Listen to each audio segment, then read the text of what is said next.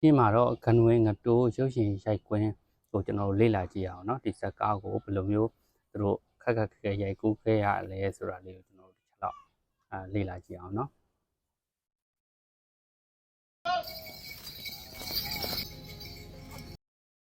နေတူကဒီအခန်းလေးကိုရဖို့အတွက်ကိုလေသူအပြန်အလှန်ရိုက်ရတယ်ပေါ့နော်ဒီမြင်းစည်းကိုလည်းသူလေ့ကျင့်ရတယ်ပေါ့နော်မြင်းဘော်ကပြုတ်ကြတာတွေရောဒီဇက်ကားတကားဖြစ်ဖို့ဆိုတာလွယ်တဲ့ကိစ္စတော့မဟုတ်ဘူးเนาะအဲ့တော့သူဘလို့ခက်လေးရိုက်ခဲ့ရလဲဆိုတာကျွန်တော်တို့ကြည့်အောင်เนาะ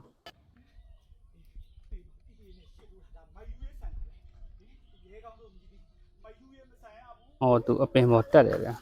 အပင်ပေါ်တက်ပြီးတော့ဒီကအောက်က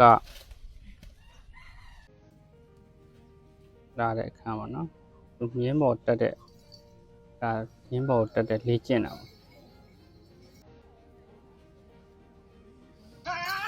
မြင်းသားတယောက်သွားတွေ့တယ်မယ်ပြုတ်ကြပါရဲ့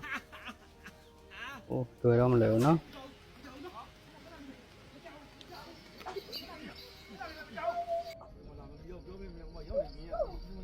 ဒီခန်းလေးရဖို့ဆိုလို့ရှိရင်မြင်းစီးပြီးတော့ဒီကိုလာတဲ့အခန်းဆိုသူဘယ်နှခါတောင်ရိုက်ရလဲမသိဘူးเนาะဒီခန်းလေးဆိုလာပြီးမြင်းနဲ့လာပြီးမြင်းနဲ့လာပြီးမြင်းနဲ့ဒီဇဝင်ကန်တစ်ခန်းဆိုလို့ရှိရင်ဒီဇဝင်ကန်တစ်ခန်းရဖို့တော့သူခဏကိုဒီနေရာကိုပြန်ပြီးတော့ရိုက်ရကြည့်ဒီဇဝင်ကန်တစ်ခန်းရဖို့တော့မြင်းစီးပြီးတော့ခဏပြန်လာရတယ်နောက်တစ်ခေါက်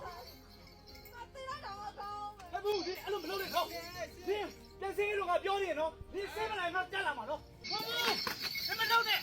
အဲ့လိုမလုပ်နဲ့နော်ဘူး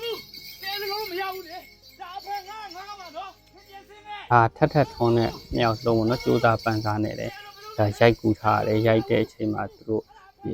ပေါ့နော်ဒီဥရွှေယူတော်မူအကာကိုလည်းသူတို့ဒါတွန်းကျင်ပိုင်းနေဆိုတာနဲ့ဒါကာကြည့်တာပေါ့နော်အဲ့လို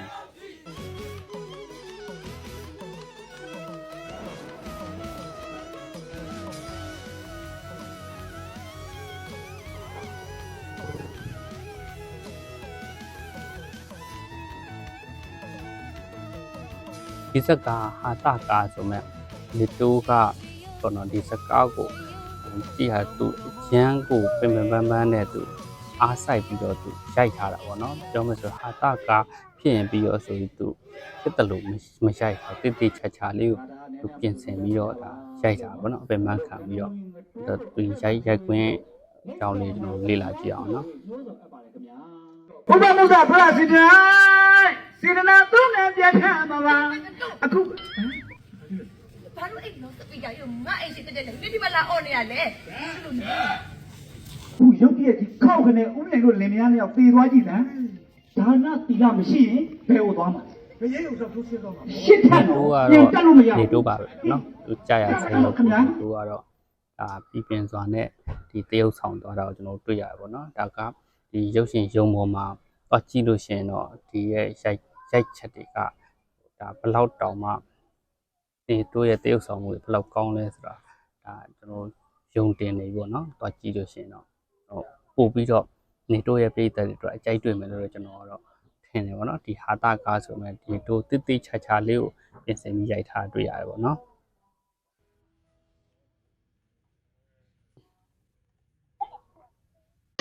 ဒီဆိုရလေးဒီတင်ကြကုန်တော့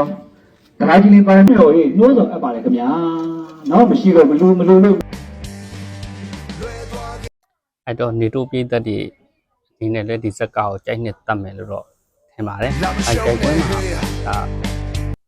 ကျွန်တော်တို့ကြည့်တော့တာပိတ်ကားပြင်မှာပေါ့နော်ရိုက်ကွင်းပေါ်ကသူတို့အခက်ခဲလေးတွေဒါအကြမ်းမြင်လေးပဲသိရတာเนาะဒါဘယ်လောက်ခက်ရိုက်ကူးရတယ်ဆိုတာတွေကဒါရိုက်ကွင်းမှာတိကျသွားကြည့်လို့ရှင်တော့ပို့ပြီးသိနိုင်ပေါ့နော်ရုပ်ရှင်ဇက်ကာတကာရဖို့ဖြစ်ဖို့ဆိုတာဒီစင်တစ်စင်တိုင်းမှာပါအခန်းတစ်ခန်းတိုင်းမှာဒါကရိုက်ကူးရတဲ့အပိုင်းတွေကလူမလွယ်တော့ဘူးเนาะတိကျပြီးပြင်အောင်သူတို့တရုတ်ဆောင်ရတာပြီးရင်ဒီလိုတရုတ်ဆောင်တဲ့အချိန်မှာလည်းဘေးနားမှာလာရောက်ကြည့်ရှုတဲ့ပြည်သက်တွေရောရိုက်ကွင်းရဲ့မှာလူတွေရောအများကြီးမှာထက်ခါတလဲထက်ခါလဲ တရုပ်ဆောင်ပါတော့ကျွန်တော်ပုံမှန် TikTok တစ်ပုတ်ရိုက်မယ်ဆိုရင်တော့မှဘယ်လိုပြောမလဲကိုယ့်ရဲ့ကင်မရာလေးပဲကြည့်ပြီးတော့ဘေးနားမှာလူဖြတ်လျှောက်ရင်တော့မရိုက်ရဲတာပေါ့နော်သူတို့ဆိုလို့ရှိရင်ဒါဒီလောက်ပြည့်တဲ့တွေအများကြီးရှိမှာအပြန်ပြန်အလှန်လှန်ဒီစက်ကားတွေကိုမှုသွင်းပြီးတော့ရိုက်သွားတာတကယ်ကိုကောင်းတယ်ပေါ့နော်အဲ့တော့မကြည့်ရသေးတဲ့သူတွေရုပ်ရှင်မှာတွားကြည့်ပြီးတော့ဒီရုပ်ရှင်ရဲ့ဒီဟာတာကားလေးကဘယ်လိုရှိတယ်ဆိုတာဒီကွန်မန့်လေးရေးထားပေးကြတော့ပေါ့နော်နေတိုးရဲ့နောက်ထပ်တရေကားတစ်ခါရိုက်နေတယ်ပွင့်လေးတစ်ခုဒီနောက်ဗီဒီယိုမှာ တော့မျိုးရေးနှိုးဆောင်အပ်ပါလေခင်ဗျာ ရုပ်တရုပ်ကို ရှိပေမဲ့လည်း တိချာချာ အိမ်ထဲမှာချစ်ကိုပြီးတော့မလူပဲနေတာမျိုးမဖြစ်ရလေအောင် အကယ်ဒမီရပြီးရပြီး ပါဝင်လူတန်းနိုင်ပါလေဆိုတဲ့အကြောင်းကိုလည်းနှိုးဆောင်အပ်ပါလေခင်ဗျာဟုတ်ကဲ့ စကားတွေကို ဘလူဆိုတာတကယ်တမ်းကျတော့ပုပ္ပပု္ပ္ပပရစေတနာနော်စေတနာသုံးတယ်ပြတ်ပြီးလူရင်အလူရောက်ပါလေနော် ဆိုပြီးတော့ နည်းနည်းလေးညောင်စီလေးလောက်လုပ်ပေးမယ်ညောင်မီကြီးလောက်လည်းရနိုင်ပါတဲ့နော်အဓိကကတော့ကျွန်တော်တို့လူတဲ့ညက်တယ်ပေါ့ဗျာနော်အဲ့ဒီတော့ပုပ္ပပု္ပ္ပပရစေတနာစေတနာသုံးတယ်ပြတ်ထမှာပါအခု အကြံပြုပြအောင်နော်ဒီဇက်ကားမှာကျွန်တော်အကြိုက်ဆုံးဖမ်းဆိုရင်ဒီတိုမီရှိတဲ့ဒီအခန်းကိုရဖို့အတွက်သူမြင်းကိုပိုင်နိုင်တာနဲ့ပြည်ချင်တာစီးပါနော်တွေ့ဆုံးရမယ်ဒါဆိုတာနေတိုးမှာအစ်စ်ပေါ့နော် အခုရုပ်ရည်ခောက်ခနဲ့ဦးလေးတို့လင်မယားပြေးသွားကြည့်စမ်း ပြီးရှင်အကလည်းပိုင်ရနော်နေတိုးကကြာရစရုံလုံးဝဆွဲဆုံးရ ရှစ်ထက်တော့ပြန်တက်လို့မရဘူး မိတ်ကပ်နဲ့ပတ်သက်လာလို့ရှင်နေတိုးရဲ့ဒီ